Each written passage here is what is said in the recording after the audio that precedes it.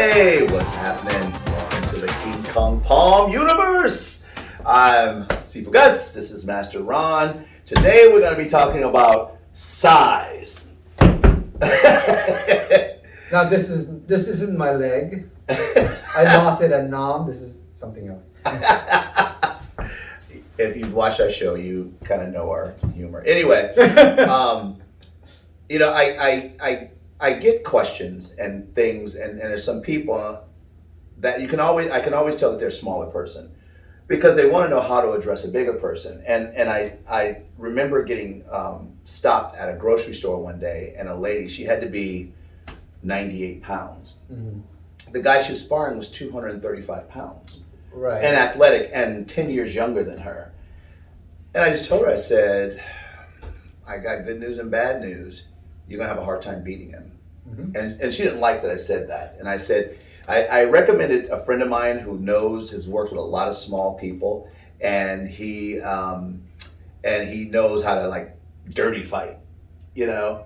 But I told her, I said, you're working with someone who's much bigger than you, and right. Every blow that they lay on you is just going to be massive. I said, if I were you, it's a competition, so I would ask my instructor to pair you guys size-wise, if you can, because working out with 98 pounds, and you're working out with a 230-pound person, right. That's hard. If they're thinking about, going head-to-head, good luck, right? Yeah, and that's what they were talking but about. But that doesn't make us human. Right. And that's how most animals, we're a human animal. We use our brain and strategy for this, or else, smaller armies like Hannibal would never have defeated the Romans, and stuff like that. So I'm a history buff. Okay. But aside from that, he's a history buff. Yeah, I'm a history nerd. So there's a lot of things about that. It's like you don't go, okay, can a pickup truck beat a Lamborghini in a race?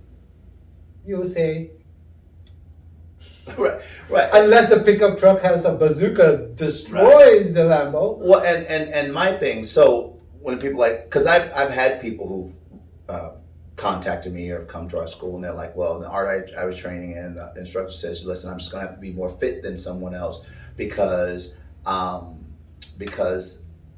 always dealing with bigger people. And I just said, does your instructor not know science? Does he not know anatomy of the body? Does he not know physics? Does he not know how the body is weak in certain instances and strong in certain instances? Yeah, there's certain things you just will not be able to do, right. Because you're dealing, depending on how big the person, if they're 100 pounds heavier than you. But the reality is, if a person's 100 pounds heavier than me, I'm not going to physically fight them the same way as I would someone smaller than me. Right.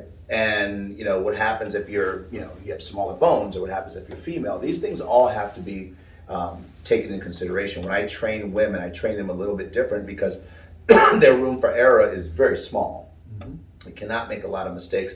So we drill these mistakes. We drill these things over and over and over again, and then when we randomize it, they're able to apply them just like that. Right.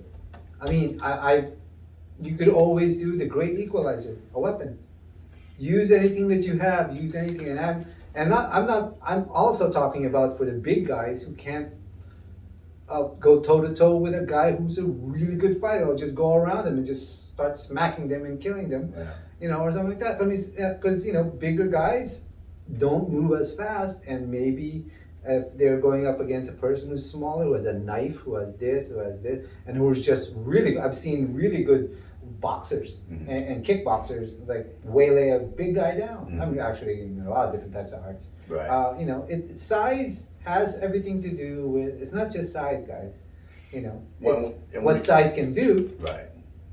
And when you're learning street fighting, there is a lot of common sense, natural common sense that's required. Element of surprise for one thing. Yeah, I mean, I've had people come in here and their training had no common sense, and this is not to ding anybody, but I'm going to say names now. No, I'm not going to say names. But I've had a lot of people who had them, and I just said, let's apply the common sense rule. As soon as we apply the common sense rule, they'll be like, I trained for a decade. I trained for 2 decades, and that didn't come up one time. And I go, but you should have thought of that after that amount of time. But I get it. And common sense is common sense. If I'm learning a form I learned in China, mm-hmm. I'm learning it exactly the way. But then when you villagize it or KKPize it, it changes to what we're trying to accomplish. Correct. And when you're dealing with size, you're gonna have to use some common sense. It's important. Right, right. You know, well, it's like my brother always says, there's a lot of science also to it that you have to add in. And remember, you know, it's never, even if I was fighting or squaring off with a person who is smaller than I am or my size, I will try to take as much advantage before this the altercation happens as much as possible. You know, if I could use, I will fight dirty. You know, because I'm not in it for competition. I'm in it to go home and see my family. Yeah, You know? I agree. And I think the smaller you are, I think the more you have to understand how the body functions. Yeah. You know, a funny story, our Sifu one time, we were talking about technique with a kick to the ankle. I'm like, okay, really, a kick to the ankle? And he's like, gosh, come here. You know how he talks, right? Boom, blast me in the ankle. My ankle went, poof, and I couldn't even put any weight on it. And now I'm like, you did that within a second. I go, what's going to happen if I actually had to fight at that point, you know? Yeah. And so he knew exactly what was going to happen, but I had to experience that lesson so I can now think about it, you know, how the body breaks down. And that's just the thing, because we train with shoes on. There's a lot of styles that don't train with shoes on. We train with shoes on.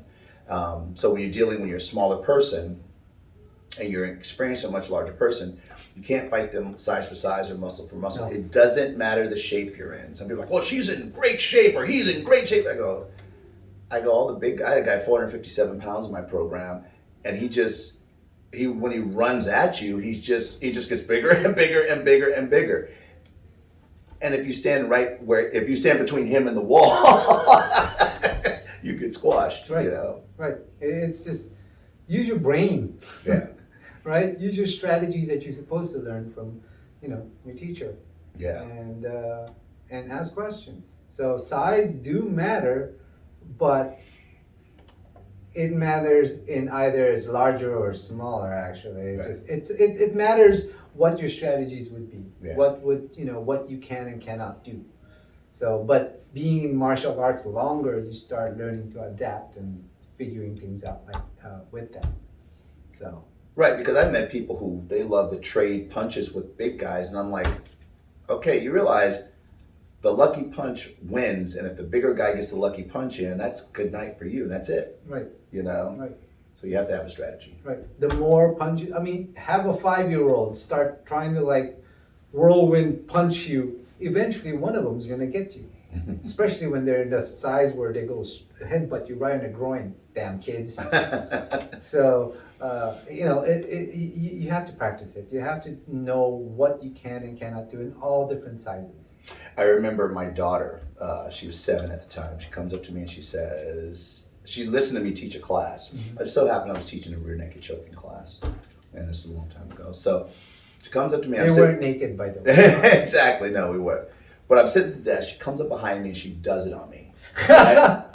And I'm like, honey, let daddy go, let daddy go. And here's a kid who's 7 years old, and she gets it, she locks it in just exactly the way we're talking about. And I tell people, I said, she understood. I said, because she's 7. I want to know, because she's around the studio all the time. Now she's soon to be 22.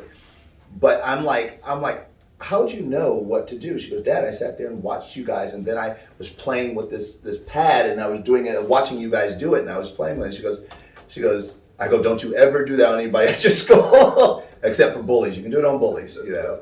But she understood, like, the blood and the air choke. She understood that concept. She said it back to me at 7 years old because she sat there and she paid attention. So once you teach them science, guess what? It makes a difference. Right, you know?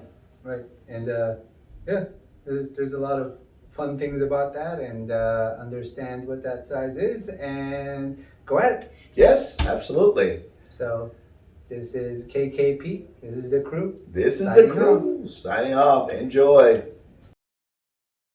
Oy vey. Yeah, the caffeine is starting to wear out. Exactly. Caffeine's starting to wear out. Oh no.